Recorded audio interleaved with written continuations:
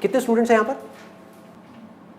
Concentration power बढ़ानी है, ठीक है, तो साउंड वाउंड को छोड़ते हैं, बात करते हैं कॉन्सेंट्रेशन पावर कैसे बढ़ती है। फिर देखते हैं इसका उसमें क्या रोल है। एग्जैक्टली करना क्या है साउंड मेडिटेशन में वो मैं शॉर्ट में बता देता हूँ। तब तक ईयर प्लग्स लगाने जब तक ये साउंड नहीं आ रही।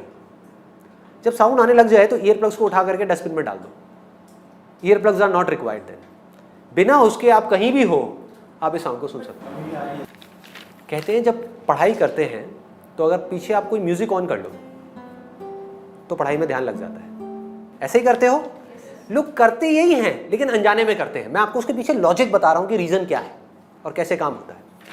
इंस्ट्रूमेंटल म्यूजिक अगर आप प्ले करोगे और उस इंस्ट्रूमेंटल म्यूजिक में भी बीट्स बहुत ज्यादा नहीं है, धांधू नहीं है, बेस ज्यादा नहीं है, तो आपका ध्यान पढ़ाई में लग जाएगा। सॉफ्ट म्यूजिक, इसके पीछे लॉजिक क्या है कि वो ध्यान आपका जो 50 जगह पे चल रहा था वो वहां से हट करके एक जगह पे आ गया।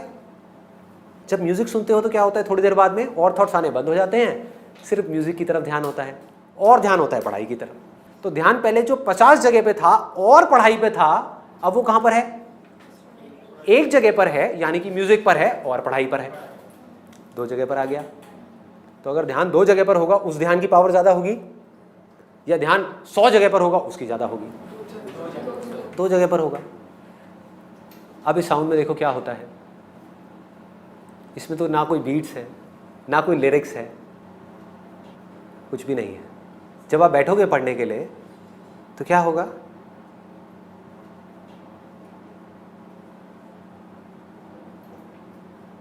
आपका ध्यान पहले तो हर जगह से हट करके इसकी तरफ आ जाएगा। होता है ऐसा?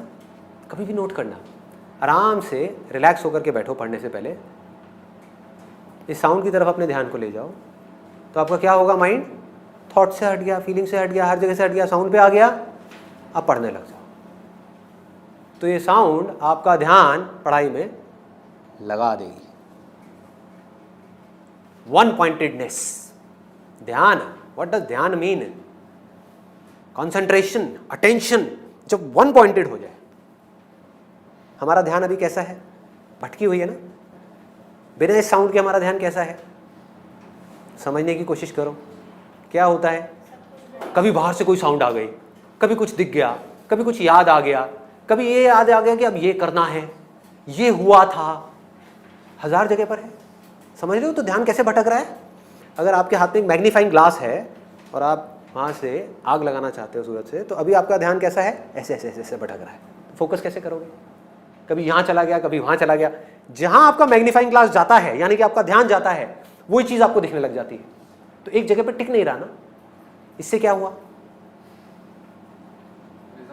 एक जगह पर आ गया। इस इनर साउंड से क्या होता है? ध्यान एक जगह पर टिक जाता है। And it is a very very high state. Reason being, अगर आपको इंस्ट्रूमेंटल म्यूजिक सुन रहे हो तो वहां फिर भी कोई फीलिंग है, कोई इमोशन है। आप समझ रहे हो? कुछ ना कुछ है जो आपको डिस्ट्रैक्ट कर सकता है। ये बिल्कुल ही खाली है, जिसको बुद्धिज्म में एम्प्टीनेस बोलते हैं, शून्यता, जीरो। बिना जीरो के मैथमेटिक्स क्या है? जीरो ही है। तो जब तक हमारी लाइफ में ये नहीं है तब तक सब भटका हुआ है। ये आते ही सब कुछ सिमट गया, एक जगह पर आ गया। क्लियर हो रहा है? कंसंट्रेशन पावर साइंटिफिकली कैसे बढ़ेगी इससे? क्योंकि ये एक ऐसी साउंड है जिससे रिलेटेड आप चाहो भी तो आप कुछ सोच नहीं सकते। एक इंस्ट्रूमेंटल सॉन्ग है सपोज कैनी जी का, ठीक है, उसको जैसे ही आप सुनोगे आपको याद आ जाएगा, हाँ मेरे बॉयफ्रेंड ने ये वाली सीडी मेरे को रिकॉर्ड करा के गिफ्ट करी थी, बड़ी सही थी। समझ गए? ध्यान वहां चला जाएगा क्योंकि उसके साथ कुछ फीलिंग्स जुड़ी हैं, कुछ थॉट जुड़े हैं, कुछ यादें जुड़ी हैं। इसके साथ कुछ भी नहीं है। यहां आकर के माइंड मर जाता है। फिर जैसे ही माइंड को एक गोल मिलता है तो माइंड अपनी पूरी एनर्जी उस गोल की तरफ लगा देता है। तो 2 घंटे में जो आप पढ़ाई करोगे that will be equivalent to 20 घंटे की पढ़ाई उस आदमी के कंपैरिजन में जिसका ध्यान भटका हुआ है। 2 घंटे में जिसका ध्यान 1000 बार भटक रहा है, मान लो शुरू शुरू में आपका भी ध्यान 2 घंटे में 10 बार भटकता है, लेकिन उसका 1000 बार भटक रहा है, या आप ही का पहले 1000 बार भटकता था, अब सिर्फ 10 बार भटका। जैसे ही भटका, पढ़ाई से ध्यान को हटाया, ध्यान को ले गए साउंड की तरफ, पढ़ाई को छोड़ दिया 5 मिनट के लिए, फिर से एनर्जाइज हो गए। ये आपको एनर्जाइज कर देती है। कभी नोट किया है? एनर्जी से भर देगी, because this is the source of energy. तो यहां से आप एनर्जी से भर गए, भरते गए भरते गए भरते गए, फिर आधा घंटा पढ़ाई करी, ब्रेक लिया, थोड़ी देर इसको सुना, फिर पढ़ाई करी, बढ़ गई कॉन्सेंट्रेशन पावर। कि हमारा इंटरेस्ट क्यों नहीं है पढ़ाई के अंदर? हमारा इंटरेस्ट ही नहीं है। उस इंटरेस्ट को कैसे क्रिएट किया जाए? अंदर से पढ़ने का मन नहीं कर रहा है, जबरदस्ती पढ़ना पड़ रहा है। ये जड़ है प्रॉब्लम की, कि किसी तरह से नहीं।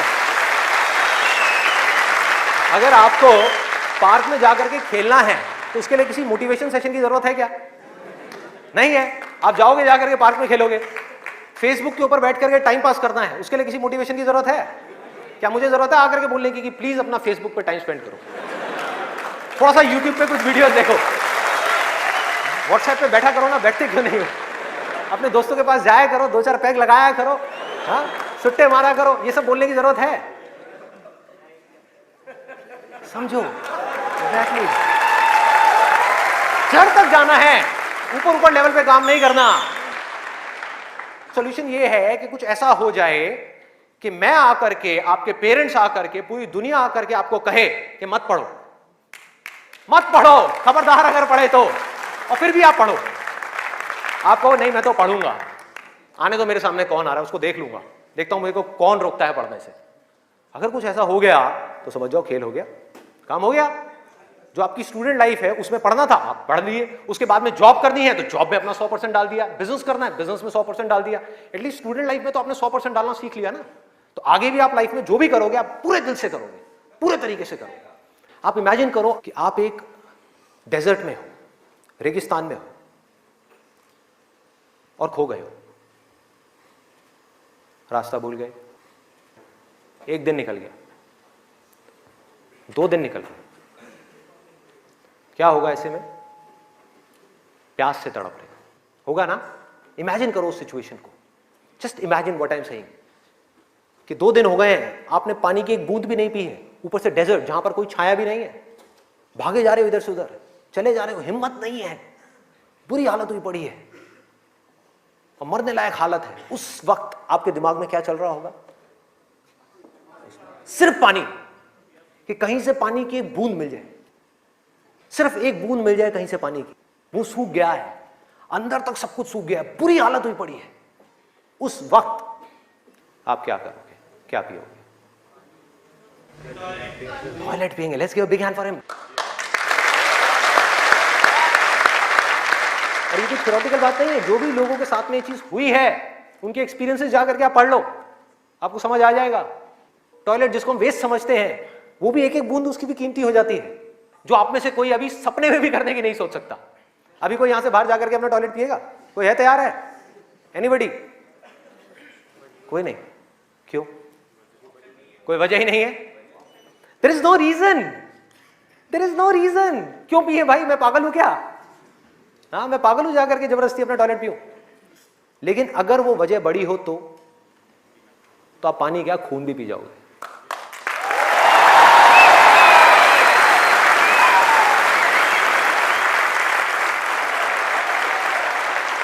सारा खेल वजह का है, पर्पस का है। उस वक्त आपके दिमाग में क्या कोई डिस्ट्रैक्शन होगी? यस और नो? कोई डिस्ट्रैक्शन नहीं होगी। आपका सिर्फ एक गोल होगा, वो होगा पानी, और कुछ भी नहीं। इसी तरह से आपको एक बर्निंग डिजायर चाहिए पढ़ने के लिए, बर्निंग डिजायर, कोई जुनून चाहिए, कोई फितूर चाहिए, अंदर से चाहिए कि मुझे कुछ करना है, तभी तो वो घोड़ा भागेगा उस डायरेक्शन में जिस डायरेक्शन में आप जाना चाहते हो। आपके माइंड को डायरेक्शन कौन देगा? आप ही दोगे। आपकी बुद्धि, आपकी इंटेलिजेंस, उसको बीच में लाना पड़ेगा उस माइंड को कंट्रोल करने के लिए। आपकी जो इंटेलिजेंस है वो लगाम है आपके माइंड की।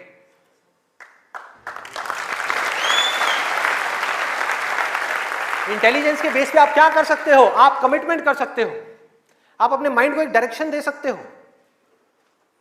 कि ये वजह है मेरी इस काम को करने की, मैं इसको करके ही रहूंगा, हर हाल में कोई एक्सक्यूज नहीं दूंगा कि मैं ये इस वजह से नहीं कर पा रहा, उस वजह से। एक्सक्यूजेस वो लोग देते हैं जिनके पास में कोई वजह ही नहीं है उस काम को करने की। हाँ, they don't have a reason to do it, that's why they are giving excuses. और उनको गलतफहमी ये हो गई वो एक्सक्यूज किसी और को दे रहे हैं, वो खुद को ही दे रहे हैं एक्सक्यूजेस। जिंदगी उनकी खराब हो रही है एक्सक्यूजेस दे दे करके, उनकी आदत पड़ती जा रही है हर चीज में एक्सक्यूज देने की। ये मैं इस वजह से नहीं कर पा रहा, धड़ धड़ धड़ धड़ धड़, ये मैं इस वजह से नहीं कर पा रहा, धड़ धड़ धड़ धड़ धड़। मान लिया 1000 वजह हैं जिस वजह से आप नहीं कर पा रहे, अरे एक वजह तो ढूंढ लो जिस वजह से आप कर सकते हो। क्या एक्सक्यूजेस दे रहे हो?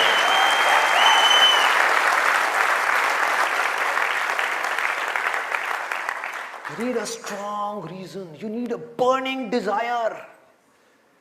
भयानक डिजायर चाहिए अंदर से, वो आपको खींचेगा, वो आपके घोड़े को एक डायरेक्शन देगा, नहीं तो भागता रहेगा इधर उधर, आपको कुछ ही नहीं समझ आएगा कि क्या हो रहा है क्या नहीं हो रहा। वो लगाम लगाएगा, वो आपकी वजह होगी जिसके बेस पे गोल सेटिंग होगी।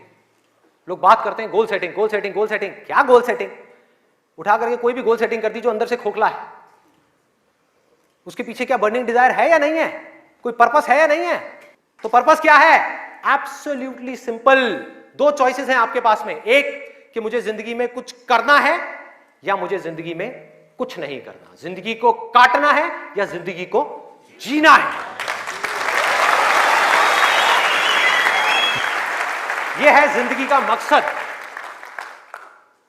यह आपको आगे तक लेकर के जाएगा। इसके बेस पे गोल सेटिंग होगी और फिर जो गोल सेटिंग होगी वो पक्की होगी, क्योंकि अब आपको बाहर से कोई नहीं कह रहा कि पढ़ो पढ़ो पढ़ो पढ़ो पढ़ो, ये करो वो करो वो करो। अरे ना, आपके अंदर से आ गया, अंदर से आ गया कि मुझे कुछ करना है, उसके लिए मुझे पढ़ना है।